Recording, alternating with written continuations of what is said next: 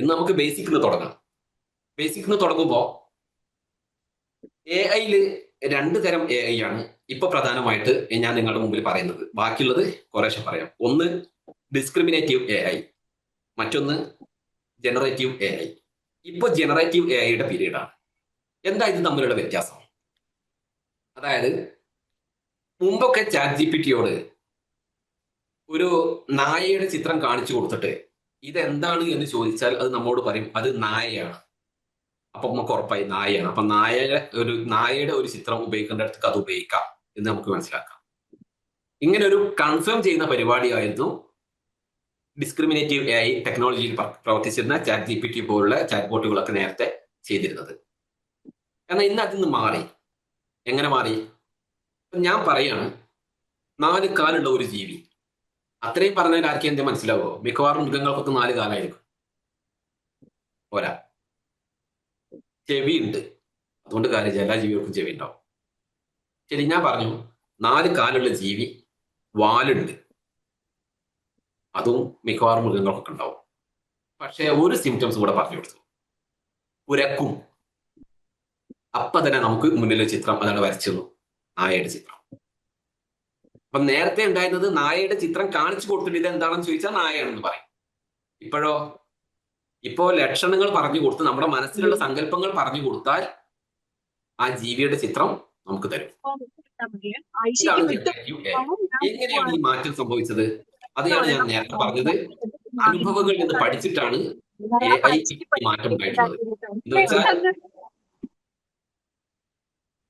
എന്ന് വെച്ചാൽ കുറെ കാലങ്ങളായിട്ട് ഈ ഡിസ്ക്രിമിനേറ്റീവ് എ ഐയിൽ ഇത് ഇങ്ങനെ പ്രവർത്തിച്ചുകൊണ്ടിരിക്കുകയാണല്ലോ. അപ്പൊ അതിൽ നിന്ന് സ്വയം അത് പഠിക്കുന്നുണ്ട്. ചില സമയത്ത് ഇതിന് തെറ്റ് സംഭവിക്കും. തെറ്റ് സംഭവിക്കുമ്പോൾ അതിന്റെ ഡെവലപ്പേഴ്സിന്റെ അടുത്ത് ഈ വിവരങ്ങൾ കിട്ടുമ്പോൾ അവരത് തിരുത്തി കൊടുക്കും. ഒരൊറ്റ എക്സാമ്പിൾ ഞാൻ പറയാം. കഴിഞ്ഞ ക്ലാസ്സിലൊക്കെ പറഞ്ഞ സംഭവമാണ്, എളുപ്പത്തിൽ പറഞ്ഞു തീർക്കാം. അതായത് ഫസ്റ്റ് എ ഐയെ പഠിപ്പിക്കുന്ന സമയത്ത് കുറെ പക്ഷികളുടെ ചിത്രങ്ങൾ ഇങ്ങനെ കാണിച്ചു കൊടുത്തു. പലതരത്തിൽപ്പെട്ട പക്ഷികളുടെ ചിത്രങ്ങൾ കാണിച്ചു കൊടുത്തിട്ട് പറഞ്ഞു, ഈ വിഭാഗത്തിൽ ഇത് പക്ഷി എന്ന് പറയുന്ന വിഭാഗത്തിൽപ്പെട്ടതാണ്. ഇതിന്റെ പ്രത്യേകത ഇവക്ക് 2 കാലാണ് ഉണ്ടാവുക, തൂവലുണ്ടാവും, കൊക്കുണ്ടാവും. ഇങ്ങനെ വരുന്ന സംഭവങ്ങളൊക്കെ എന്താണ്? പക്ഷികളാണ്. എന്നാൽ നേരത്തെ പറഞ്ഞതുപോലെ 4 കാലുള്ളത്, വാലുള്ളത്, ഇങ്ങനെയുള്ള സംഭവങ്ങളൊക്കെ പറഞ്ഞു കൊടുത്തിട്ട് പറഞ്ഞു അത്തരം സാധനങ്ങളൊക്കെ എന്താണ്? മൃഗങ്ങളാണ്. മൃഗങ്ങളും പക്ഷികളും തമ്മിലുള്ള വ്യത്യാസം എ ഐ അവിടെ പഠിച്ചു. എന്താണ്? 2 കാല്, 4 കാല്, വാലുണ്ടാകും, തൂവലുണ്ടാകും, വ്യത്യാസങ്ങൾ. പിന്നെ ഒരു പ്രധാന വ്യത്യാസം എ ഐ പഠിക്കുകയാണ് എന്ത്? കൊക്ക്. കൂട്ടത്ത് മനുഷ്യരെ കുറിച്ചും പഠിപ്പിച്ചു കൊടുക്കുകയാണ് ഇതിന്റെ ഡെവലപ്പേഴ്സ്. മനുഷ്യരെ കുറിച്ച് പഠിപ്പിച്ചു കൊടുക്കുമ്പോൾ എന്താ പഠിപ്പിച്ചു കൊടുക്കുന്നത്? മനുഷ്യര് 2 കാലുള്ളവരാണ്. പല രാജ്യങ്ങളിലുള്ള ആളുകൾ പല രൂപത്തിലും പല കോലത്തിലുള്ളവരാണ്. ചിലരുടെ കണ്ണ് വളരെ ചെറുതായിരിക്കും, ചിലരുടെ മൂക്ക് ചപ്പിയിട്ടായിരിക്കും, അത് ഇന്ന വിഭാഗത്തിൽപ്പെട്ട ആളുകളാണ്. ചിലരുടെ വസ്ത്രധാരണം അങ്ങനെയാണ്. ചിലര് കുറിയവരായിരിക്കും, ചിലര് വലിയ വലുപ്പമുള്ള ആളുകളായിരിക്കും, ചിലര് ഒരുപാട് ടാളായിരിക്കും. ഇങ്ങനെയുള്ള വ്യത്യാസങ്ങളൊക്കെ പറഞ്ഞു കൊടുത്തിട്ട് മനുഷ്യരെ കുറിച്ചും പഠിപ്പിച്ചു. പിന്നെ ഓരോ രാജ്യത്തുള്ള ആളുകളുടെ മതവിഭാഗങ്ങൾ ഏതൊക്കെയാണ്, അവരുടെ വസ്ത്രധാരണങ്ങൾ എങ്ങനെയൊക്കെയാണ്, ഇതൊക്കെ പഠിപ്പിച്ചു കൊടുത്തു. അങ്ങനെ അതൊക്കെ കഴിഞ്ഞിട്ട് ഒരാള്, ഇതൊരു എക്സാമ്പിൾ ആണ് കേട്ടോ, റിയൽ ആയിട്ടുള്ള സംഭവമല്ല, നിങ്ങൾക്ക് പെട്ടെന്ന് മനസ്സിലാക്കാൻ വേണ്ടി പറയാം. ഒരാള് ഒരു പെൻഗിന്റെ ചിത്രം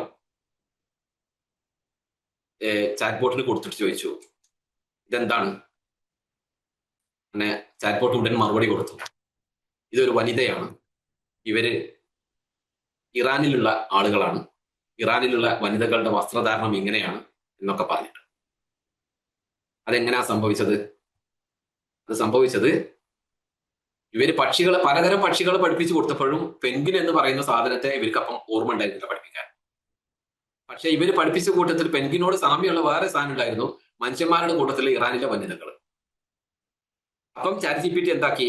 ഇതിനെ ഈ പെൻഗിനെ കാട്ടിക്കൊടുത്തപ്പോൾ അത് ഇറാനിലെ വനിതയാണെന്ന് തെറ്റിദ്ധരിച്ചു. അതിനെ പഠിപ്പിച്ചു, ഇത് ഇറാനിലെ വനിതയല്ല, ഇത് പെൻഗിൻ എന്ന് പറയുന്ന ഒരു ജീവിയാണ്, ഇത് ഇന്ന പ്രദേശങ്ങളിലൊക്കെ ഇത് ഉണ്ടാവാറുള്ളൂ, ഇതിന് ജീവിക്കാൻ ഇന്ന ഭൂപ്രത്യേകതകൾ വേണം എന്നൊക്കെ പറഞ്ഞിട്ട് അതിന്റെ പ്രത്യേകതകൾ പഠിപ്പിച്ചു കൊടുത്തു. ഇങ്ങനെ ആളുകൾ കൊടുക്കുന്ന വിവരങ്ങളിൽ നിന്നും, നമ്മളെപ്പോലുള്ള യൂസേഴ്സ് കൊടുക്കുന്ന വിവരങ്ങളിൽ നിന്നും ഇവരെന്താക്കുന്നുണ്ട്? വിവരങ്ങൾ പഠിക്കുന്നുണ്ട്. ഇങ്ങനെയുള്ള പഠിക്കുന്ന വിവരങ്ങളും ഉൾപ്പെടുത്തിക്കൊണ്ട് അതിന്റെ നോളജ് അപ്ഡേറ്റ് ചെയ്യുന്നത് കൊണ്ടാണ് ഇതിനെ ജനറേറ്റീവ് എ ഐ എന്ന് പറയുന്നത്. ആ ജനറേറ്റീവ് എ ഐയിലാണ് ഇപ്പോ നമ്മളുള്ളത്. ഇത് ഉപയോഗിച്ചുകൊണ്ടുള്ള വിവിധ ടൂൾസ് ആണ് നമ്മൾ പഠിച്ചു തുടങ്ങുന്നത്. ഞാൻ ഇന്ന് നിങ്ങൾക്ക് ആദ്യമായിട്ട് കാണിച്ചു തരുന്നത്, മിക്കവാറും ആളുകളൊക്കെ ഇപ്പോ ഇതൊക്കെ ഉപയോഗിക്കുന്നുണ്ടാവുമല്ലോ അല്ലെ, ചാറ്റ് GPT, ജെമിനായി പോലുള്ള സംഭവങ്ങളൊക്കെ. നമുക്ക് അതിനെ കുറിച്ചൊക്കെ വിശദമായിട്ട് പഠിക്കാം. ഞാനിപ്പോ ഇന്ന് നിങ്ങൾക്ക് ഓക്കെ അല്ലേ, കേൾക്കുന്നില്ല എല്ലാവർക്കും? കേൾക്കുന്നുണ്ട്. ക്ലിയർ ആണ്. ബോറടിക്കുന്നുണ്ടോ? No proceed. ഇല്ല. അല്ല, ബോറടിക്കുന്നുണ്ടെങ്കിൽ അതിനുള്ള പണികൾ നമ്മൾ എടുത്തിട്ടുണ്ട്, അതുകൊണ്ടാണ് പറയുന്നത്. അങ്ങനെ ഉണ്ടെങ്കിൽ പറഞ്ഞത് തന്നെ ആയിരിക്കും, വെറുതെ അല്ല. ഓക്കെ, ഞാൻ ഒന്നുകൂടെ സ്ക്രീൻ ഒന്ന് ഷെയർ ചെയ്യാം.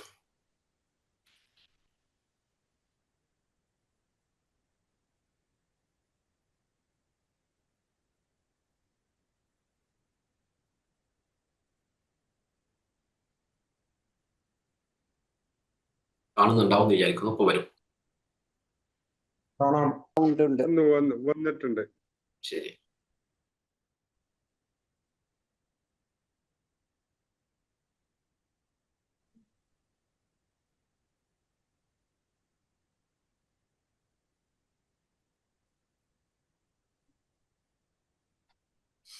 ഓക്കെ, നോട്ട്ബുക്ക് എല്ലാം എന്നുള്ള ടൂളിനെ കുറിച്ചാണ് പഠിപ്പിക്കുന്നത്. ഈ നോട്ട്ബുക്ക് എല്ലാമിന്റെ പ്രത്യേകത, ഇതൊരു ഗൂഗിളിന്റെ പ്രോഡക്റ്റ് ആണ്. ഗൂഗിൾ പ്രോഡക്റ്റ് ആണ്, ഗൂഗിളിന്റെ തന്നെയാണ് ജെമിനയും, അതൊക്കെ നമ്മൾ പഠിക്കും. ഓക്കെ, ഈ നോട്ട്ബുക്ക് എല്ലാം എന്നുള്ള ഈ സംഭവം ഫസ്റ്റ് ഇവർ ഡെവലപ്പ് ചെയ്ത് തുടങ്ങിയത്, അല്ലെങ്കിൽ ഫസ്റ്റ് ഇവർ ലോഞ്ച് ചെയ്തത് സ്റ്റുഡൻസിനെ ഉദ്ദേശിച്ചിട്ടായിരുന്നു. സ്റ്റുഡൻസിന് കഠിനമായ പാഠഭാഗങ്ങളൊക്കെ വളരെ ഈസി ആയിട്ട് മനസ്സിലാക്കാനും പഠിക്കാനും പറ്റുന്ന രൂപത്തിലേക്ക് ആയിരുന്നു ഫസ്റ്റ് തുടങ്ങിയിരുന്നത്. പിന്നീട് ഇത് സ്റ്റുഡൻസിന് പറ്റുമ്പോൾ സ്വാഭാവികമായിട്ടും ടീച്ചേഴ്സിനും അത് പറ്റുമല്ലോ, അവരും ഉപയോഗിക്കാൻ തുടങ്ങി. അപ്പൊ അവർക്കും കൂടെ പറ്റുന്ന രീതിയിൽ ഇതിനെ കൂടുതൽ ഡെവലപ്പ് ചെയ്തു. ഇപ്പൊ ഇത് ഓഫീസ് ജീവനക്കാർ വരെ പല കാര്യങ്ങൾക്കും ഉപയോഗിക്കുന്നുണ്ട്. ഇതിന്റെ യൂസ് കേസസ് എന്ന് പറയുമ്പോൾ ഇതെന്ന് മാത്രമല്ല, ഏത് AI ടൂൾ നമ്മൾ പഠിക്കുമ്പോഴും അതിന്റെ യൂസ് കേസസ് എന്ന് പറയുന്നത് വ്യത്യാസം ഉണ്ടാവും. പഠിക്കുന്ന ആളുകളുടെ അവരുടെ മേഖലക്കനുസരിച്ച് അത് വ്യത്യാസപ്പെട്ടിരിക്കും. അതും ഞാനൊരു സിമ്പിൾ എക്സാമ്പിൾ പറഞ്ഞുതരാം. ഒരു ഡ്രൈവിംഗ് സ്കൂളിൽ പോയിട്ട് ഒരാൾ ഡ്രൈവിംഗ് പഠിക്കാൻ സങ്കല്പിക്കുക. ഡ്രൈവിംഗ് പഠിച്ചു കഴിഞ്ഞിട്ട് അയാൾ എന്താവണം എന്നുള്ളത് അയാളുടെ ചോയ്സ് ആണ്. ചിലപ്പോൾ അയാൾ ടാക്സി ഓടിക്കാൻ പോകും, ചിലപ്പോൾ അയാൾ സ്വന്തം ആവശ്യത്തിന് പ്രൈവറ്റ് വണ്ടി ഓടിക്കും, ചിലപ്പം പഠിച്ചു എന്നുള്ളതല്ലാതെ പിന്നീട് വണ്ടി തൊട്ട് നോക്കാത്ത ആളുകളും ഉണ്ടാവും. അത് അവരുടെ ഇഷ്ടം. എന്നതുപോലെ തന്നെയാണ് നമ്മൾ ഇവിടെ പഠിക്കുന്ന ഓരോ ടൂൾസും ഓരോരുത്തർക്കും അവരുടേതായ രീതിയിൽ അത് ഉപയോഗിക്കാം. ഓക്കെ, അപ്പൊ എല്ലാ യൂസ് കേസസും നമുക്ക് പറഞ്ഞു തരാൻ കഴിയില്ല. നിങ്ങൾക്കത് പറഞ്ഞു തരുന്ന സമയത്ത് നിങ്ങൾ ചോദിക്കണം. ഡയറക്റ്റ് ചോദിക്കാൻ പറ്റില്ലെങ്കിൽ അടുത്ത ദിവസം ഗ്രൂപ്പിലോ അതല്ലെങ്കിൽ പ്രൈവറ്റ് ആയിട്ട് വാട്സപ്പിലൊക്കെ ചോദിക്കാം, ഞാൻ ഇന്ന മേഖലയിലുള്ള ആളാണ്, എനിക്കിത് എങ്ങനെ ഉപയോഗിക്കാം എന്ന് ചോദിക്കാം. ഇനി അതും അല്ലെങ്കിൽ ചാറ്റ് GPTയും ജെമിനിയും ഒക്കെ പഠിച്ചു കഴിഞ്ഞാൽ നിങ്ങൾക്ക് മനസ്സിലാവും, അതിനോട് തന്നെ ചോദിക്കാം. ഒരാളും കേൾക്കാതെ അതിന്റെ എല്ലാ ഉത്തരവും പറഞ്ഞു. ഓക്കെ, അപ്പൊ ഇവിടെ ഞാനിപ്പോ ഈ നോട്ട്ബുക്ക്, അതിന്റെ വെബ്സൈറ്റ് ഇതാണ്, notebookellam.google.com. ഓക്കെ, ഇതിൽ ഓപ്പൺ ചെയ്ത് കഴിഞ്ഞാൽ നിങ്ങൾക്ക് ഇങ്ങനെയാണ് കിട്ടുക. നിങ്ങളുടെ ആൾറെഡി നിങ്ങൾക്ക് ഒരു Gmail ID ഉണ്ടാവുമല്ലോ നിങ്ങളുടെ മൊബൈലിലും മറ്റൊക്കെ, അത് വെച്ച് ഓപ്പൺ ആക്കാം. ഇതിന്റെ ആപ്പ് ഉണ്ട്, പക്ഷെ ആപ്പിനേക്കാൾ നല്ലത്, മൊബൈലിലൊക്കെ ഉപയോഗിക്കുന്ന ആളുകളാണെങ്കിൽ ആപ്പിനേക്കാൾ നല്ലത് എല്ലാ ഫീച്ചേഴ്സും കിട്ടുന്നത് ഗൂഗിൾ ക്രോം പോലുള്ള ബ്രൗസർ നിങ്ങളുടെ മൊബൈലിൽ ഉണ്ടാവുമല്ലോ, അത് ഓപ്പൺ ആക്കിയിട്ട് ഇവിടെ അഡ്രസ് ബാറിൽ URL ഇതേപോലെ തന്നെ notebookellam.google.com എന്ന് കൊടുക്കുക. അതല്ലെങ്കിൽ ഗൂഗിൾ ഓപ്പൺ ആക്കിയിട്ട് നോട്ട്ബുക്ക് എല്ലാം എന്ന് സെർച്ച് ചെയ്താൽ കിട്ടുന്ന ഫസ്റ്റത്തെ ലിങ്കിൽ തന്നെ കയറി കഴിഞ്ഞാൽ ഇങ്ങനെ വരും. ഇങ്ങനെ വന്നു കഴിഞ്ഞാൽ താഴെ ഉണ്ട് ട്രൈ നോട്ട്ബുക്ക് എല്ലാം. ഇപ്പൊ ഇതിങ്ങനെ വരും. ഇതിലിപ്പോ കുറെ സംഭവങ്ങൾ ഇങ്ങനെ കാണാം. നിങ്ങളിത് തുറന്നു എന്തിനൊന്നും കാണൂല. എന്റെ കാരണം എന്ന് വെച്ചാൽ ഇത് ഞാൻ ഓരോന്ന് ക്രിയേറ്റ് ചെയ്തിട്ടുള്ളതാ. ഇതുപോലെ നിങ്ങൾ ക്രിയേറ്റ് ചെയ്ത് കഴിഞ്ഞാൽ നിങ്ങൾക്ക് ഇവിടെ നിങ്ങളുടെ പഴയ നോട്ട്ബുക്കുകൾ ഇവിടെ കാണാൻ പറ്റും. ഇങ്ങനെ ഈ ഫ്രീ വേർഷനിൽ 50 നോട്ട്ബുക്ക് വരെ നമുക്ക് ഒരേ സമയത്ത് സേവ് ചെയ്യാൻ പറ്റുന്നതാണ്. അത് കഴിഞ്ഞിട്ട് പിന്നെ എന്താക്കാം, നിങ്ങൾക്ക് പഴയതൊക്കെ ഡിലീറ്റ് ചെയ്തിട്ട് ഉപയോഗിക്കുകയും ചെയ്യാം. അത്രയ്ക്ക് ആവശ്യം വരുള്ളൂ. അപ്പോ ഇതിലിപ്പോ നമുക്ക് എന്തിനാണ് പറ്റുക എന്ന് ചോദിച്ചു കഴിഞ്ഞാൽ ഇതിലെല്ലാം പറ്റും. അതായത് ഇതിന്റെ കുറിച്ചുള്ള പഠനം ഇപ്പൊ നമ്മൾ തുടങ്ങിയാൽ തന്നെ നമ്മളെ ക്ലാസ് കഴിഞ്ഞാലും തീരൂല, അതായത് മൊത്തം കോഴ്സ് കഴിഞ്ഞാലും തീരൂല, പിന്നെ അവിടുന്ന് അങ്ങോട്ട് ഒരു കാലത്തും തീരൂല. ഇപ്പം മിനിയാന്ന് പുതിയൊരു അപ്ഡേറ്റ് വന്നിട്ടുണ്ട്. ഇങ്ങനെ വന്നുകൊണ്ടിരിക്കും. അപ്പൊ ഞാനിപ്പോ ഇതിന്റെ നിങ്ങൾക്ക് ഒരു എല്ലാവർക്കും പറ്റുന്ന, നമ്മൾ പല മേഖലയിൽപ്പെട്ട ആളുകളാണല്ലോ, എന്നാൽ നമുക്ക് എല്ലാവർക്കും ഉപകാരപ്പെടുന്ന ഒരു സംഭവം കാണിച്ചുതരാം. ഈ ക്രിയേറ്റ് ന്യൂ എന്നുള്ള ബട്ടൺ ഉണ്ട്, കാണുന്നുണ്ടല്ലോ വലത് ഭാഗത്തുള്ള ക്രിയേറ്റ് ന്യൂ എന്നുള്ള ബട്ടൺ പ്രസ് ചെയ്താൽ ഇങ്ങനെ വരും. ഇവിടെ നമുക്ക് ആദ്യം സോഴ്സ് കൊടുക്കണം. അതായത് നമ്മള് ഒന്നുകിൽ നമുക്ക് അറിയാത്ത കാര്യങ്ങൾ ചാറ്റ് ജി പി ടിയോടും ജെമിനിയോടും ഗൂഗിളിനോടൊക്കെ ചോദിക്കുന്ന പോലെ ഇവിടെ ചോദിക്കാം. ഓക്കെ, അതല്ല എങ്കിൽ നമ്മുടെ അടുത്തുള്ള എന്തെങ്കിലും റിപ്പോർട്ടുകളോ അതല്ലെങ്കിൽ ഇപ്പൊ ഉദാഹരണത്തിന് ഒരു കുട്ടിക്ക് ന്യൂട്ടൺസിന്റെ തേർഡ് ലോ എങ്ങനെയെന്നുള്ളത് എത്ര പഠിച്ചിട്ട് കുട്ടിയുടെ തലയിൽ കയറുന്നില്ല സങ്കല്പിക്കാം ഒരു സ്റ്റുഡന്റ്. അതല്ലെങ്കിൽ കളർ ഡിസ്ക്. അതുമല്ല എന്നുണ്ടെങ്കിൽ ഒരു എന്താ പറയാ ഫിസിക്സിലൊക്കെ പറയുമ്പോൾ ട്രാൻസിസ്റ്റർ ആക്ഷൻ, ഇങ്ങനെ എന്തെങ്കിലും കുട്ടിക്ക് എത്ര പറഞ്ഞു, അല്ലെങ്കിൽ മാത്തമാറ്റിക്സിലെ ടെക്നോമെട്രി, ഇങ്ങനെ എത്ര പഠിച്ചിട്ടും തലയിൽ കയറാത്ത ഒരു പ്രശ്നം വരികയാണെന്നുണ്ടെങ്കിൽ ആ കുട്ടിക്ക് ഒരു പേടിക്കണ്ട. ആ ടീച്ചർ അടുത്ത് പിന്നെ എത്ര കാലം ഇരുന്ന് കഴിഞ്ഞാലും ചിലപ്പം ആ ടീച്ചർക്ക് അതിന് അങ്ങേപ്പുറം പറഞ്ഞു കൊടുക്കാൻ കഴിയണമെന്നുണ്ടാവില്ല. അതുകൊണ്ട് കുട്ടി എന്താക്കാം, നേരെ വരിക, ടീച്ചർ കൊടുത്തിരിക്കുന്ന പ്രോബ്ലത്തിന്റെ നോട്ട്ബുക്കിൽ എഴുതിയത് എത്ര ഹാൻഡ് റൈറ്റിംഗ് മോശമാണെങ്കിലും അതിന്റെ ഒരു ഫോട്ടോ എടുക്കുക, ഇവിടേക്ക് അങ്ങോട്ട് അപ്ലോഡ് ചെയ്യാം. ഇവിടെ കണ്ടോ, ഡ്രോപ്പ് യുവർ ഫയൽസ് എന്നുള്ളത് കാണുന്നു, അപ്ലോഡ് ഫയൽസ് എന്നുള്ളത് കൊടുത്തു കഴിഞ്ഞാൽ നേരെ നിങ്ങളുടെ മൊബൈലിൽ നിന്നോ അതല്ല എന്നുണ്ടെങ്കിൽ പിന്നെ കമ്പ്യൂട്ടറിൽ എവിടെ ഉള്ളത് വെച്ചാൽ അവിടെ നിങ്ങൾക്ക് ഇങ്ങോട്ട് അപ്ലോഡ് ചെയ്യാൻ പറ്റും. ഓക്കെ, അപ്ലോഡ് ചെയ്ത് കഴിഞ്ഞിട്ട് ഇവിടെ ചോദിക്കുക. ഹലോ ഗോപു സാർ, ഇത് ഇടയ്ക്കിടെ ഡിസ്റ്റർബൻസ് വരുന്നുണ്ട്. എനിക്ക് തോന്നുന്നു കോഹോസ്റ്റ് യൂസഫ് അല്ലേ? അപ്പൊ ശ്രദ്ധിക്കുന്നുണ്ട് അവര്. ഓക്കെ, മ്യൂട്ട് ചെയ്യുന്നുണ്ട്, സംസാരിക്കുമ്പോഴല്ലേ ചെയ്യാൻ പറ്റുള്ളൂ കേട്ടോ. അപ്പോ നമ്മള് അപ്ലോഡ് ഫയൽസിൽ നമുക്ക് ഫയൽ അപ്ലോഡ് ചെയ്ത് കഴിഞ്ഞിട്ട് ഇവിടെ നമ്മൾ പറയാം, ഈ സെർച്ച് വെബ് എന്നുള്ളൊരു ഓപ്ഷൻ ഉണ്ടല്ലോ, അവിടെ പറയാം. അതല്ല എന്നുണ്ടെങ്കിൽ അവിടെ പറയാം, എന്ത് പറയാം, മലയാളത്തിൽ പറഞ്ഞാൽ മതി, മലയാളത്തിൽ ടൈപ്പ് ചെയ്താൽ മതി, അല്ലെങ്കിൽ ഇംഗ്ലീഷിൽ ടൈപ്പ് ചെയ്യാം, മലയാളത്തിൽ ടൈപ്പ് ചെയ്യാം, ഏത് ഭാഷയിലും ടൈപ്പ് ചെയ്യാം. ഒരു ഭാഷ അറിയില്ലെങ്കിലും മംഗ്ലീഷിലും ടൈപ്പ് ചെയ്യാം. അതാണ് ഇപ്പോൾ ഉള്ള പ്രത്യേകത. മുമ്പ് അതൊന്നും പറ്റില്ലായിരുന്നു. എന്താണ് വേണ്ടത്, എനിക്ക് ഈ പ്രശ്നം ഒന്ന് പെട്ടെന്ന് എളുപ്പത്തിൽ മനസ്സിലാക്കാൻ പറ്റുന്ന രൂപത്തിൽ പറഞ്ഞു തരുമോ എന്ന് ചോദിച്ചാൽ മതി. ഓക്കെ, അത് ചോദിക്കുമ്പോൾ ഒരു കാര്യം പ്രത്യേകം പറയണം, ഞാനൊരു 8ാം ക്ലാസ് വിദ്യാർത്ഥിയാണ്, അത് പറയണം. കാരണം അത് പറയുമ്പോഴാണ് ഒരു 8ാം ക്ലാസ് വിദ്യാർത്ഥിക്ക് മനസ്സിലാകുന്ന രൂപത്തിൽ ഇത് പഠിപ്പിച്ചു. അപ്പോൾ പറയാം, ഞാനൊരു 8ാം ക്ലാസ് വിദ്യാർത്ഥിയാണ്, ടീച്ചർ പഠിപ്പിച്ച ഈ ഭാഗം എനിക്ക് തീരെ മനസ്സിലായിട്ടില്ല, ഇതിനൊന്ന് ലളിതമായിട്ടൊന്ന് എളുപ്പത്തിൽ മനസ്സിലാകുന്ന രൂപത്തിൽ പറഞ്ഞു തരുമോ എന്ന് ചോദിച്ചാൽ അതിനെ പല രൂപത്തിൽ അത് പറഞ്ഞു തരും. ഒന്നെങ്കിൽ അത് ഒരു ഓഡിയോ ഓവർവ്യൂ, ഒരു മെയിലും ഒരു ഫീമെയിലും ഒരുമിച്ച് ഇന്ന് ചർച്ച ചെയ്തുകൊണ്ട് നമുക്ക് പറഞ്ഞു തരുന്ന രൂപത്തിൽ തരും. അതല്ലെങ്കിൽ വീഡിയോ ആയിട്ട് തരും, വീഡിയോ ഓവർവ്യൂ. അത് ഞാൻ കാണിച്ചു തരാം നിങ്ങൾക്ക്. അതുമല്ല എന്നുണ്ടെങ്കിൽ പ്രസന്റേഷൻ ആയിട്ട് തരും. അതുമല്ല എന്നുണ്ടെങ്കിൽ മൈൻഡ് മാപ്പ് ആയിട്ട്, പിന്നെ അത് പഠിച്ചോ നോക്കാൻ വേണ്ടി അതിന്റെ ഒരു ക്വിസ്, ഇങ്ങനെ പല രൂപത്തിൽ ഇത് തരും. ഞാനിപ്പോ നിങ്ങൾക്ക് എല്ലാവർക്കും ഉപകാരപ്പെടുന്ന ഒരു സംഭവമായിട്ട് കാണിച്ചു തരാൻ പോകുന്നത് ഒരു മെഡിക്കൽ റിപ്പോർട്ടാണ്. ഓക്കെ,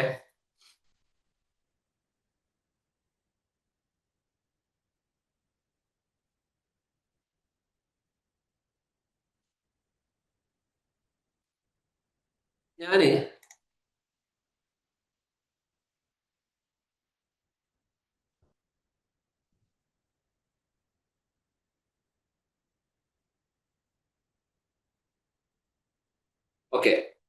ഒരു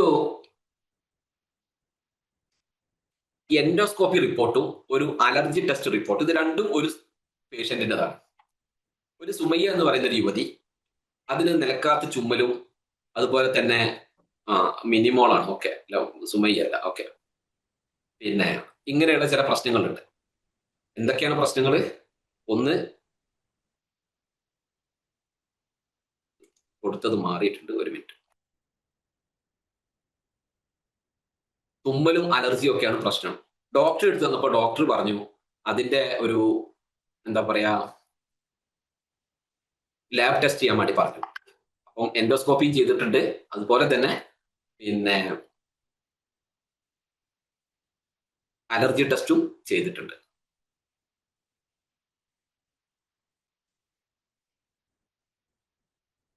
ഇവിടെ നമ്മൾ കൊടുക്കുമ്പോൾ ലെഫ്റ്റ് സൈഡിലാണ് ഈ സോഴ്സ് അപ്ലോഡ് ആവുന്നത്. ഓക്കെ, ഇത് കൊടുത്തു കഴിഞ്ഞപ്പോൾ തന്നെ ഇവിടെ മലയാളത്തിൽ നമുക്ക് ഇതിന്റെ ഒരു ചെറിയൊരു വിവരണം തന്നിട്ടുണ്ട്. ഇത് മലയാളത്തിൽ തരാനുള്ള കാരണം ഔട്ട്പുട്ട് ലാംഗ്വേജ് മലയാളത്തിലായതുകൊണ്ടാണ്.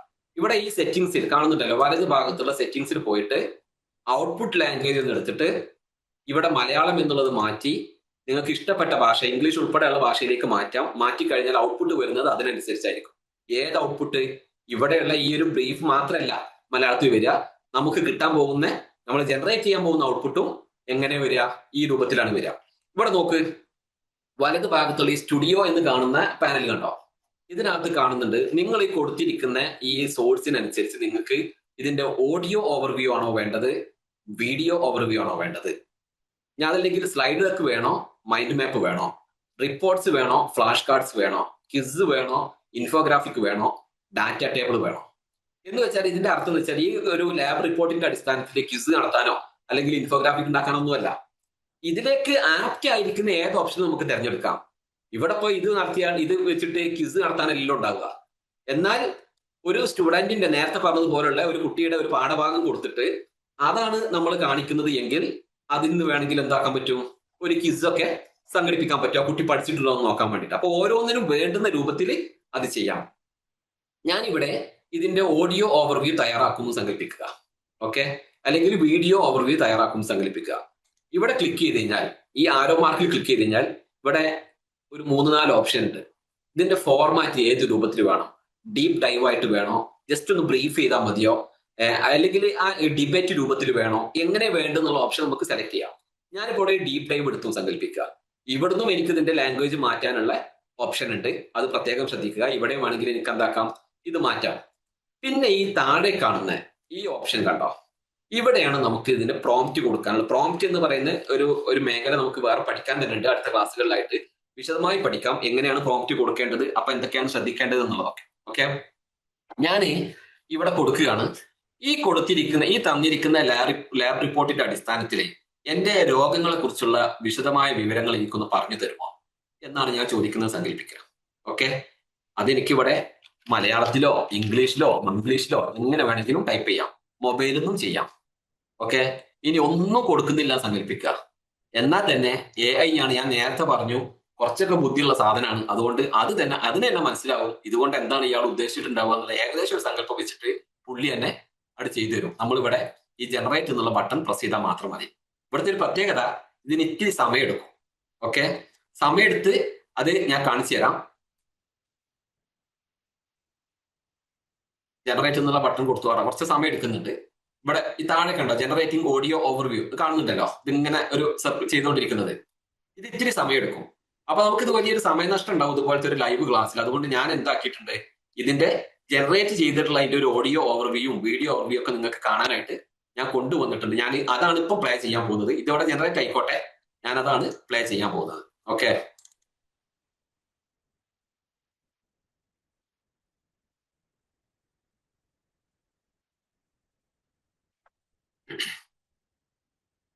ഇതിന്റെ ഓഡിയോ ഓവർവ്യൂ ഒന്ന് കേട്ടു നോക്കാം ആദ്യം.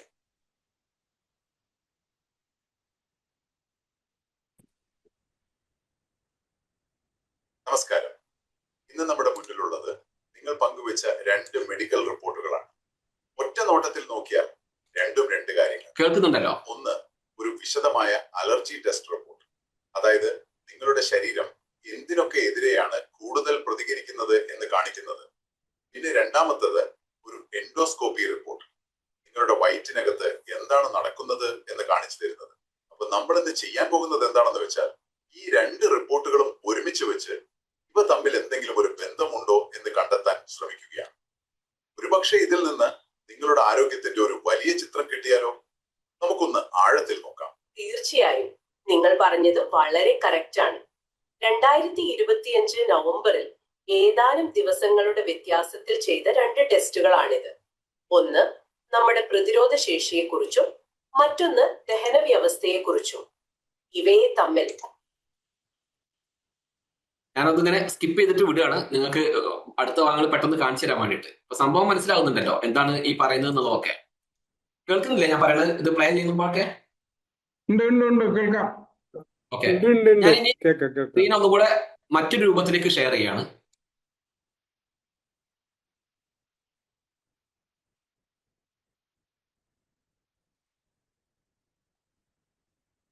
ഇതുപോലെ തന്നെ ജനറേറ്റ് ചെയ്തിട്ടുള്ള ഇതിന്റെ ഒരു വീഡിയോ ഓവർവ്യൂ ആണ് ഇനി ഞാൻ നിങ്ങൾക്ക് കാണിച്ചു തരാൻ പോകുന്നത്.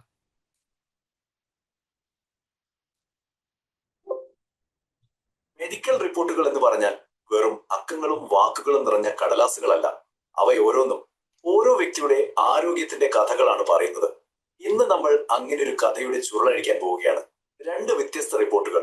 ഇവ രണ്ടും ചേർത്ത് വെച്ച് ഒരു രോഗിയുടെ ആരോഗ്യ രഹസ്യം കണ്ടെത്താൻ നിങ്ങൾ തയ്യാറാണോ? ശരി, നമുക്ക് തുടങ്ങാം. ദാ നമ്മുടെ മുന്നിലുള്ളത് ഒരേ വ്യക്തിയുടെ രണ്ട് പ്രധാനപ്പെട്ട റിപ്പോർട്ടുകളാണ്. നമ്മൾ അപ്ലോഡ് ചെയ്ത റിപ്പോർട്ടാണ് ഒരു കേട്ടോ. അലർജി റിപ്പോർട്ട്, മറ്റൊന്ന് ഒരു എൻഡോസ്കോപ്പി റിപ്പോർട്ട്. ഒറ്റ നോട്ടത്തിൽ ഇവ തമ്മിൽ എന്തു ബന്ധമെന്ന് തോന്നാം, അല്ലെ? പക്ഷേ ഈ രണ്ട് കഷ്ണങ്ങളും ചേരുമ്പോഴാണ് നമ്മുടെ ഇന്നത്തെ കഥ പൂർണ്ണമാവുന്നത്. നമുക്ക് ഇതിനൊരു കുറ്റാന്വേഷണ കഥ പോലെ കാണാം. നമ്മുടെ കേന്ദ്ര കഥാപാത്രം 27 വയസ്സുള്ള ഒരു സ്ത്രീയാണ്. പ്രശ്നം ഇതാണ്: വിട്ടുമാറാത്ത ഒരു വയറുവേദനയും അസ്വസ്ഥതയും. ഇതാണ് കേസ്. അപ്പോൾ എന്തായിരിക്കും ഇതിന് കാരണം? നമ്മുടെ അന്വേഷണം ഇത് ആരംഭിക്കുന്നു. നമ്മുടെ മെഡിക്കൽ രഹസ്യത്തിന്റെ തുടക്കം ഈ ഒരു വാക്കിൽ നിന്നാണ്: ഡിസ്പെപ്സിയ. പേര് കേട്ട് പേടിക്കണ്ട. നമ്മൾ സാധാരണ പറയുന്നത് ദഹനക്കേടില്ലേ, അല്ലെങ്കിൽ ആ വയറ്റിലെ ഒരു പിടുത്തം, അത് തന്നെ. ഇതാണ് രോഗി അനുഭവിക്കുന്ന പ്രധാന പ്രശ്നം. അപ്പോ ഡോക്ടർമാര് ആദ്യം ചിന്തിക്കുന്നത് ഈ അസ്വസ്ഥതകൾക്കുന്നുണ്ടോ? ഒരുപാട് വിവരങ്ങൾ ഇതിലുണ്ട്, അല്ലെ? അന്വേഷണത്തിലെ ആദ്യത്തെ തെളിവ് ഈ അലർജി റിപ്പോർട്ടാണ്. ഇത് കണ്ടിട്ട് തലകറങ്ങുന്നുണ്ടോ? ഒരുപാട് വിവരങ്ങൾ ഇതിലുണ്ട്, അല്ലെ? സാരമില്ല, ഇത്തരം വലിയ റിപ്പോർട്ടുകൾ കാണുമ്പോൾ ആർക്കായാലും ഒരു കൺഫ്യൂഷൻ വരും. നമുക്ക് ഇതിലെ ഏറ്റവും പ്രധാനപ്പെട്ട കണ്ടെത്തലുകൾ മാത്രം എന്താണെന്ന് നോക്കാം. ആ വലിയ റിപ്പോർട്ടിലെ ഏറ്റവും പ്രധാനപ്പെട്ട കാര്യങ്ങൾ ഇതാ. ഈ പട്ടികയിലേക്കൊന്ന് നോക്കിക്കേ. പൊടിയിലെ കുഞ്ഞൻ ജീവികൾക്ക് നേരെയും പിന്നെ കൊഞ്ച്, ചെമ്മീൻ പോലുള്ള കടൽ വിഭവങ്ങൾക്ക് നേരെയും ശക്തമായ അലർജി ഉള്ളതായി ഈ ഡാറ്റ വ്യക്തമാക്കുന്നുണ്ട്. ഈ നമ്പർ ഒന്ന് ശ്രദ്ധിക്കൂ: 36.97. പൊടിയിലെ ചെറുജീവിയോടുള്ള അലർജിയുടെ തീവ്രത എത്രത്തോളം ഉണ്ടെന്ന് അംഗീകരിച്ചുകൊണ്ട് ഡോക്ടറുടെ ലളിതമായ ഒരു നിഗമനം. അതോടെ നമ്മുടെ ആദ്യത്തെ ആ ഒരു ബന്ധം കണ്ടെത്തണമെങ്കിൽ ശരീരത്തിന്റെ ഉള്ളിലേക്ക് തന്നെ ഒന്ന് നോക്കേണ്ടി വരും. അതാണ് നമ്മുടെ രണ്ടാമത്തെ സൂചന, എൻഡോസ്കോപ്പി റിപ്പോർട്ട്. ഇതാണ് നമ്മൾ ചോദിക്കേണ്ട ചോദ്യം. അലർജിയുടെ കണ്ടെത്തലും രോഗിയുടെ പ്രധാന ലക്ഷണമായ വയറുവേദനയും തമ്മിൽ. രോഗിയുടെ ആമാശയ ഭിത്തിയില് ആ ചുവന്ന നിറം കണ്ടോ? അതിനെയാണ് എരിത്തീമ എന്ന് പറയുന്നത്. ഇത് നീർക്കെട്ട്. ഈ സംഭവം കണ്ടില്ലേ നിങ്ങള്? ഇത് ഇത്രയൊക്കെ വിശദമായിട്ട് ഇങ്ങനെ ഒരു അസുഖമുള്ള ഒരാൾ ഒരു ഡോക്ടറെ അടുത്ത് ചെന്ന് കഴിഞ്ഞാൽ അവർക്ക് ഇത്രയൊക്കെ പറഞ്ഞു തരാനുള്ള സമയം കിട്ടുമോ? കിട്ടിയാൽ തന്നെ ഇത്രയൊക്കെ പറഞ്ഞു തരാനുള്ള ഒരു കഴിവ് ചിലപ്പോൾ എല്ലാ ഡോക്ടർമാർക്കും. നല്ല ഡോക്ടർ ആയിരിക്കാം, പെട്ടെന്ന് രോഗം നിർണ്ണയിക്കുന്നുണ്ടാവാം, ചികിത്സിക്കുന്നുണ്ടാവാം, മാറുന്നുണ്ടാവാം. എങ്കിലും ഒരു രോഗിക്ക് ഇത്രയും വിശദമായിട്ടൊക്കെ ചിലപ്പോൾ എല്ലാവർക്കും പറഞ്ഞു കൊടുക്കാനുള്ള കഴിവുണ്ടാവും. അതൊരു കഴിവാണല്ലോ, ഉണ്ടാവണമെന്നില്ല. ഇത് ഒരു മെഡിക്കൽ റിപ്പോർട്ട്, ഞാനിത് എല്ലാവർക്കും പറ്റുന്നുള്ള രൂപത്തിൽ കാണിച്ചത്. ഒരു മെഡിക്കൽ റിപ്പോർട്ട് ഈ രൂപത്തിൽ നമുക്ക് പറഞ്ഞു തരുന്നുണ്ടെങ്കിൽ ഒരു ടീച്ചർ പറഞ്ഞിട്ട് പഠിപ്പിച്ചു കൊടുത്തിട്ട് മനസ്സിലാവാത്ത പാഠഭാഗം ഇതിനേക്കാൾ ലളിതമായ രൂപത്തിൽ ചെറിയ കുട്ടികൾക്ക് മനസ്സിലാകുന്ന രൂപത്തിൽ അങ്ങനെയും പഠിപ്പിച്ചു കൊടുക്കും. വലിയ പ്രൊഫഷണൽ സ്റ്റുഡൻസിനൊക്കെ ആണെങ്കിൽ അവർക്ക് മനസ്സിലാകുന്ന രൂപത്തിൽ അങ്ങനെയും പഠിപ്പിച്ചു കൊടുക്കും. അതിനും പറ്റും. ഇതിന്റെ തന്നെ റിവേഴ്സ് വേർഷൻ സ്റ്റുഡൻസിന് കൊടുക്കുന്നതിന്റെ റിവേഴ്സ് വേർഷൻ ആയിട്ട് ടീച്ചേഴ്സിന് എടുത്ത് നോക്കൂ. ഒരു പാഠഭാഗം ഒരു ടീച്ചർ അപ്ലോഡ് ചെയ്യുന്നു, ന്യൂട്ടന്റെ കളർ ഡിസ്ക്. ഇത് എത്ര തന്നെ കുട്ടികൾക്ക് പഠിപ്പിച്ചു കൊടുത്തതും തലേ കയറുന്നില്ല. അതുകൊണ്ട് ഇതിന് പുതിയ എന്തെങ്കിലും മെത്തേഡുകൾ ഉണ്ടോ? എങ്ങനെ പഠിപ്പിച്ചു കൊടുക്കണം, എനിക്കൊന്ന് പറഞ്ഞു തരുമോ എന്ന് ചോദിക്കുമ്പോൾ, എനിക്കൊന്ന് പഠിപ്പിച്ചു തരുമോ, എനിക്കൊന്ന് പറഞ്ഞു തരുമോ എന്ന് ചോദിക്കുമ്പോൾ ആ ടീച്ചർ അവിടെ ഒരു സ്റ്റുഡന്റ് ആവുകയാണ്. അപ്പൊ ടീച്ചർ ആദ്യം പറയണം, ഞാൻ 10ാം ക്ലാസ്സിലെ ഫിസിക്സ് ടീച്ചറാണ്, എനിക്ക് ന്യൂട്ടന്റെ കളർ ഡിസ്കിനെ കുറിച്ച് കുട്ടികൾക്ക് പഠിപ്പിച്ചു കൊടുക്കണം. നിലവിലുള്ള രീതിയിൽ ഇതാണ് പാഠഭാഗം അപ്ലോഡ് ചെയ്ത് കൊടുക്കുക. പഠിപ്പിച്ചു കൊടുത്തിട്ട് കുട്ടികൾക്ക് മനസ്സിലാവുന്നില്ല, എന്തെങ്കിലും പുതിയ മെത്തേഡ് ഉണ്ടോ? അപ്പോ ആ പാഠഭാഗത്തിനനുസരിച്ച് എങ്ങനെ പഠിപ്പിച്ചു കൊടുക്കണം എന്നുള്ളത് ഓഡിയോ ഓവർവ്യൂ ആണെങ്കിൽ അത് തരാം, വീഡിയോ ഓവർവ്യൂ ആണെങ്കിൽ അങ്ങനെ തരും, ഇൻഫോഗ്രാഫിക് ആയിട്ടാണെങ്കിൽ അങ്ങനെ തരും, എങ്ങനെയും തരും. ഇനി രണ്ടാമത്തെ ഒരു കാര്യം, ഇങ്ങനെ പഠിച്ച് മനസ്സിലാക്കിയ ടീച്ചർ ഇത് അവിടെ പോയിട്ട് സ്കൂളിൽ പോയിട്ട് കുട്ടികൾക്ക് പഠിപ്പിച്ചു കൊടുത്തു എന്ന് സങ്കല്പിക്കുക. കുട്ടികൾക്ക് മനസ്സിലായിട്ടുണ്ടാവും എന്ന് വിചാരിക്കുക. അന്നത്തെ ദിവസം ആ പാഠഭാഗത്തിന്റെ ഒരു ക്വിസ് കുട്ടികൾക്ക് ഹോം അസൈൻമെന്റ് ആയിട്ട് അവരുടെ പാരന്റ്സിന്റെ വാട്സപ്പ് ഗ്രൂപ്പിലേക്ക് അയച്ചു കൊടുത്തു സങ്കല്പിക്കുക. ഭയങ്കര രസമായിരിക്കും അത്. ക്വിസ് എന്ന് പറഞ്ഞാൽ അതൊക്കെ ഓൺലൈനിലാണ്. അതേപോലെ ഓരോ ദിവസം പഠിപ്പിക്കുന്ന ചില ഒരു വളരെ പ്രയാസപ്പെടുന്ന കാഠിന്യമേറിയ പാഠഭാഗങ്ങളുടെ ഒക്കെ ഒരു എന്താ പറയാ, അതേപോലത്തെ വീഡിയോ ഓവർവ്യൂ, ഓഡിയോ ഓവർവ്യൂ ഒക്കെ ടീച്ചർ ഉണ്ടാക്കിയിട്ട് പാരന്റ്സിന്റെ ഗ്രൂപ്പിലേക്ക് ഇട്ട് കൊടുക്കുമ്പോൾ ഉറപ്പായിട്ടും ആ ടീച്ചറെ കുറിച്ചുള്ള പാരന്റ്സിന്റെയും സ്റ്റുഡൻസിന്റെയും ഒക്കെ അഭിപ്രായം എന്ന് പറഞ്ഞാൽ വേറെ ലെവലിലേക്ക് എത്തും. അതാണ് പുതിയ ചെക്കന്മാർ പറയാം, വേറെ ലെവലാവും, പഴയ രൂപത്തിലാവില്ല. അപ്പോ അതുവരെ തിളങ്ങി നിന്നിരുന്ന ടീച്ചർമാര് അല്ലെങ്കിൽ മോശം അവസ്ഥയിൽ ഉണ്ടായിരുന്ന ടീച്ചർമാർ ഇത് ഉപയോഗിക്കാൻ തുടങ്ങുന്നതോടുകൂടി എന്തായി, ആളുകൾ വിലയിരുത്താൻ തുടങ്ങും. സ്റ്റുഡൻസ് വിലയിരുത്തും, പാരന്റ്സ് വിലയിരുത്തും, മാനേജ്മെന്റ് വിലയിരുത്തും. എന്ത് ഈ ടീച്ചറുടെ പ്രൊഡക്ടിവിറ്റി വേറെ ലെവലിലേക്ക് ഉയർന്നിരിക്കുന്നു.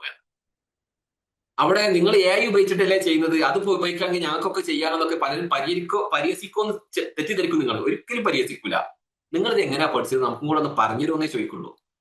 കാരണം എന്ത് മെത്തേഡ് ഏതൊക്കെ പഠിക്കുന്നു എന്നുള്ളതല്ല, കുട്ടികൾക്ക് ഇതിന്റെ ഔട്ട്പുട്ട്, ഈ ടീച്ചർ എന്നുള്ള ഔട്ട്പുട്ട് എത്രത്തോളമാണ് കിട്ടുന്നത്, ഇതാണ് നോക്കുന്നത്. ഞാൻ വേറെ ഒന്ന് കാണിച്ചു തരാം.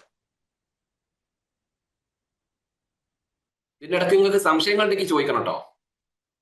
ഇപ്പോ ഇൻഫോഗ്രാഫിക് എന്ന് പറയുന്ന ഒരു സംഭവം ഇതിൽ തന്നെ നിങ്ങൾ നേരത്തെ കണ്ടില്ല, ഞാൻ കാണിച്ചു തന്നപ്പോ ഇൻഫോഗ്രാഫിക്.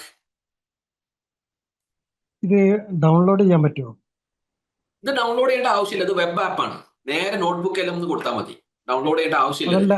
അതല്ല ഇതിന്റെ ഈ സോഴ്സ് ജനറേറ്റ് ചെയ്ത് ഡൗൺലോഡ് ചെയ്യാൻ പറ്റും, അത് ഞാൻ കാണിച്ചു തരാം. ജനറേറ്റ് ചെയ്ത് ഡൗൺലോഡ് ചെയ്യാൻ പറ്റും. ഞമ്മളൊന്ന് ജനറേറ്റ് ചെയ്ത് വെച്ചിട്ടുണ്ടല്ലോ അവിടെ, അതിന്റെ തീരട്ടെ, ഞാൻ കാണിച്ചു തരാം. നോക്കൂ നിങ്ങൾ സ്ക്രീനിലേക്ക്. ഇവിടെ ജനറേറ്റ് ചെയ്തുകൊണ്ടിരിക്കുകയാണല്ലോ, കാണുന്നില്ലേ വലത് ഭാഗത്ത്? ഇവിടെ കാണുന്നുണ്ടോ വലത് ഭാഗത്ത് താഴെ? കാണുന്നുണ്ട്. ഇത് കഴിയുമ്പോ ഇവിടെ ഒരു 3 ഡോട്ട് വരും. ഡോട്ട് വരുമ്പോൾ അവിടെ ക്ലിക്ക് ചെയ്ത് നമുക്ക് ഡൗൺലോഡ് ചെയ്യാൻ പറ്റും. ഓക്കെ, അങ്ങനെയാണ് ഇപ്പൊ ഞാൻ നേരത്തെ ഡൗൺലോഡ് ചെയ്ത് കാണിച്ചത്. ഇപ്പൊ ഈ ആളുടെ, ഈ സ്ത്രീയുടെ ഈ രോഗത്തിന്റെ ഇതേ സംഭവം തന്നെ ഒരു ഇൻഫോഗ്രാഫിക് ആയിട്ടാണ് എടുക്കുകയെങ്കിൽ ഇവിടെ കാണുന്നുണ്ടല്ലോ ഇൻഫോഗ്രാഫിക്. എന്താ ഇൻഫോഗ്രാഫിക് എന്ന് പറഞ്ഞാൽ? ഈ വിവരങ്ങളുടെ ഒരു ഗ്രാഫിക്കൽ റെപ്രസെന്റേഷൻ, നമുക്ക് പെട്ടെന്ന് മനസ്സിലാക്കാനുള്ള അതുപോലെ ജനറേറ്റ് ചെയ്ത് വെച്ച സാധനമാണ് ഇത്. കാണുന്നുണ്ടോ? കാണുന്നില്ലേ? കാണുന്നുണ്ട്, ക്ലിയർ ഉണ്ട്. സങ്കല്പിച്ച് നോക്കുക, ഇതിപ്പോ ആ ലാബ് റിപ്പോർട്ടിന്റെ ഒരു ഇൻഫോഗ്രാഫിക്.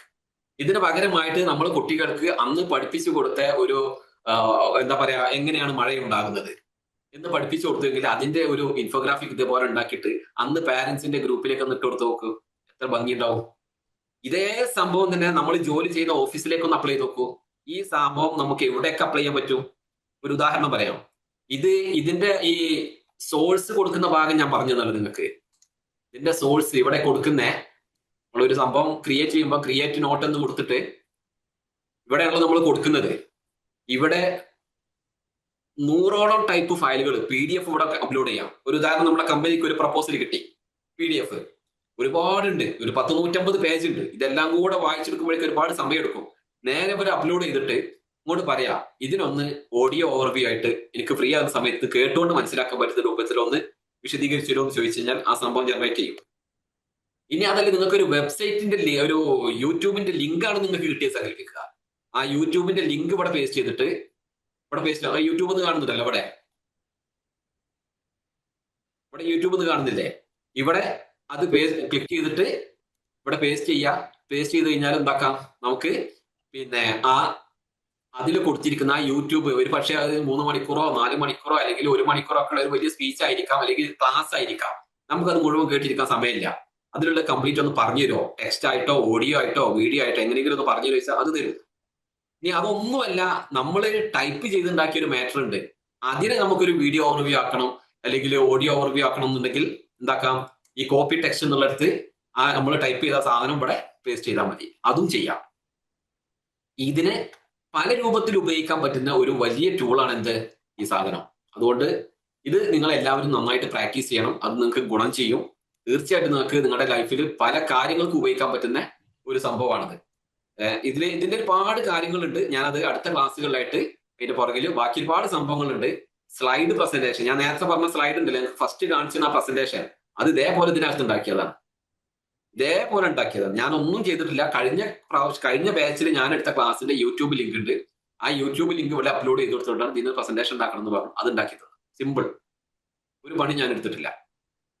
അപ്പൊ അത്രയും ഈസിയാണ്. അപ്പൊ കമ്പനിക്ക് തന്നെ ഇപ്പൊ ഈ ഇൻഫോഗ്രാഫിക് എന്ന് പറഞ്ഞ സാധനം ചില കമ്പനികളിലൊക്കെ ജോലി ചെയ്യുന്ന ആളുകൾക്ക് പെട്ടെന്ന് ബോസിന് മനസ്സിലാകുന്ന രൂപത്തിൽ, അതല്ലെങ്കിൽ നമ്മുടെ സ്റ്റാഫുകൾക്ക് എന്തെങ്കിലും മാർഗനിർദ്ദേശങ്ങൾ ഒക്കെ ഉണ്ട് എന്നുണ്ടെങ്കിൽ അവർക്ക് കൊടുക്കുകയാണെങ്കിൽ എന്താക്കാൻ പറ്റും, അത് ആ രൂപത്തിൽ അവർക്ക് എളുപ്പത്തിൽ മനസ്സിലാക്കാൻ പറ്റും. അതുപോലെ ഒരു സാധനമാണ് ഈ മൈൻഡ് മാപ്പ്. ഇവിടെ കണ്ടോ മൈൻഡ് മാപ്പ്, ഇത് വേറൊരു സംഭവമാണ്. എന്താ സംഭവം എന്ന് മനസ്സിലായി നിങ്ങൾക്ക്? ഇപ്പോ ഞാനിത് ക്ലിക്ക് ചെയ്തിട്ട് കാണിച്ചു തരാം. ഇത് മൈൻഡ് മാപ്പ് ഇപ്പൊ നമ്മൾ ചെയ്തതിന്റെ ആണ് ഉണ്ടാവുന്നത്. അത് ഓക്കെ, ഈ മൈൻഡ് മാപ്പ് ആയിട്ടുണ്ട്. ഇതില് പിന്നെ ഈ 3 ഡോട്ട് കണ്ടോ അവിടെ, ഈ 3 ഡോട്ടില് ഓക്കെ, ഇതാണ് മൈൻഡ് മാപ്പ് എന്ന് പറയുന്ന സാധനം. എന്താണിത്? ലബോറട്ടറി റിപ്പോർട്ട്, മിനിമോള്, രോഗിയുടെ വിവരങ്ങൾ. ഇവിടെ ക്ലിക്ക് ചെയ്താൽ രോഗിക്ക് 38 വർഷം വയസ്സുണ്ട്, സ്ത്രീയാണ്, തീയതി, റിപ്പോർട്ടിന്റെ തീയതി. ബയോകെമിസ്ട്രി അവിടെ പ്രസ് ചെയ്ത് കഴിഞ്ഞാൽ ഇനി നമുക്ക് വേണമെങ്കിൽ ഇത് ക്ലോസ് ചെയ്യണമെങ്കിൽ ക്ലോസ് ചെയ്യാം, നിർത്തണമെങ്കിൽ നിർത്താം. ഓക്കെ, ഗ്ലൂക്കോസിന്റെ നില എത്രയാണ്, ലെവല്, ഇതൊക്കെ അവിടെ വന്നിട്ടുണ്ട്. വൃക്കയുടെ പ്രവർത്തനം എങ്ങനെയുണ്ട്, കണ്ടീഷൻ നോക്കൂ. ലിവറിന്റെ പ്രവർത്തനം എങ്ങനെയുണ്ട്. അടുത്തത് എന്താ അവിടെ വന്നിരിക്കുന്നത്?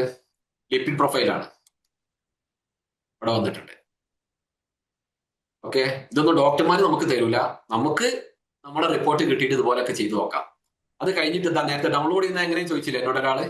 അവിടെ ഉണ്ട് ഡൗൺലോഡ് ബട്ടൺ, ഈ മുകളിൽ വലത് മൂലയിൽ കണ്ടല്ലോ, കാണുന്നുണ്ടല്ലോ. പറയും സാഹിബ്മാരെ ആരെങ്കിലും ഒക്കെ എന്തെങ്കിലുമൊക്കെ പറയും. ഓക്കെ, കാണുന്നുണ്ട്. ശരി. എനിക്ക് തോന്നുന്ന കുറച്ച് ചെറുതായിട്ടൊന്ന് ബോറടിക്കണ്ടല്ലേ, ഞാൻ മാറ്റി തരപ്പം. ഓക്കെ, ഒരു സംഭവം കൂടെ കാട്ടി തന്നിട്ട് ഞാൻ കുറച്ച് നമുക്കൊന്ന് എന്റർടൈൻ ചെയ്യാൻ പറ്റുന്ന ഒരു പരിപാടിയിലേക്ക് കയറാം. PPT ഇങ്ങനെ PPT ആയിട്ട് തന്നെ ഡൗൺലോഡ് ചെയ്യാൻ പറ്റുമോ? ആയിട്ട് കിട്ടും. സ്ലൈഡ് പ്രസന്റേഷൻ PPT ആയിട്ട് ഡൗൺലോഡ് ചെയ്യാം, PDF ആയിട്ടും ഡൗൺലോഡ് ചെയ്യാം, എങ്ങനെ വേണമെങ്കിലും ചെയ്യാം. ഇപ്പൊ ഇതിന്റെ പ്രത്യേകതയും കൂടെ പറഞ്ഞുതരാം. ഇതാ ഞാൻ പറഞ്ഞ കഴിഞ്ഞ ദിവസം ഇതിന്റെ ഒരു അപ്ഡേറ്റ് വന്നു എന്നുള്ളത്. നേരത്തെ കഴിഞ്ഞ ക്ലാസ്സിലെ ചില ആളുകൾ നമ്മുടെ ഗ്രൂപ്പ് ഇതിലുണ്ട്, ഇന്നത്തെ ക്ലാസ്സിലുണ്ട്, അവരോട് കൂടിയിട്ട് പറയാം. നേരത്തെ ഇതിന് ജനറേറ്റ് ചെയ്തിരുന്നതിന്റെ ടൈറ്റിലൊക്കെ എന്തെങ്കിലും മാറ്റങ്ങൾ വരുത്താനുണ്ടെങ്കിൽ നമുക്ക് ചേഞ്ച് ചെയ്യാൻ കുറച്ച് റിസ്ക് ആയിരുന്നു. ഇപ്പൊ അത് പറ്റും. കഴിഞ്ഞ ദിവസം വന്നിരിക്കുന്ന പുതിയ അപ്ഡേറ്റ് ആണ് കേട്ടോ. അത് ഞാൻ കാണിച്ചു തരാം എങ്ങനെയാ ചെയ്യാമെന്നുള്ളത്. ഞാൻ ഇവിടെ എന്താ പറയാ,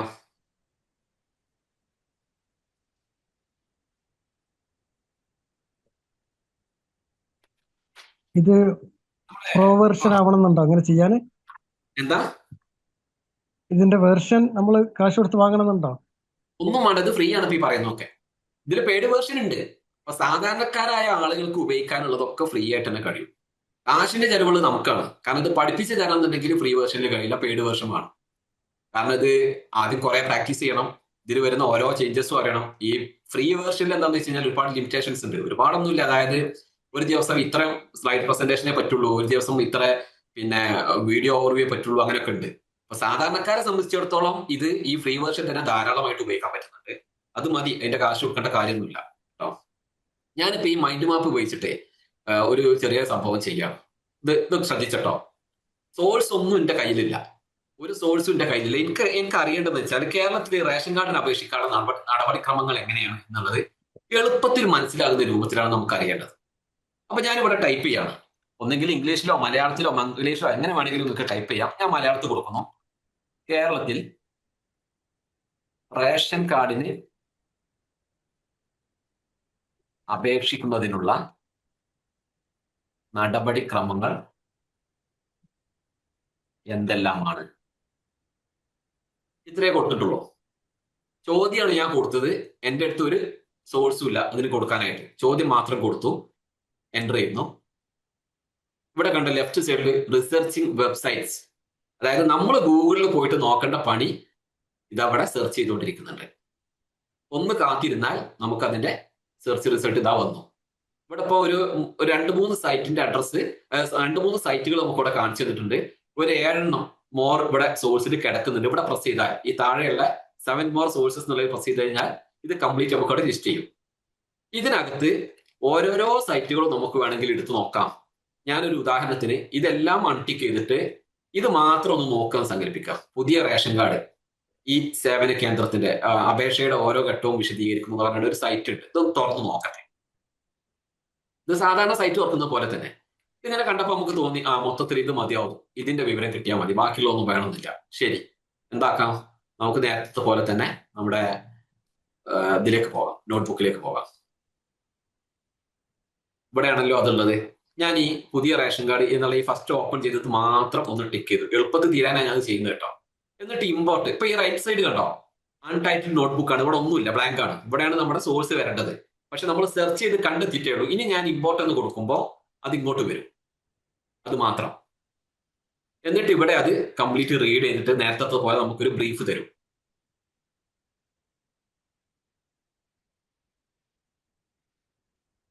കണ്ടല്ലോ, ഒരു ബ്രീഫ് നമുക്ക് തന്നു.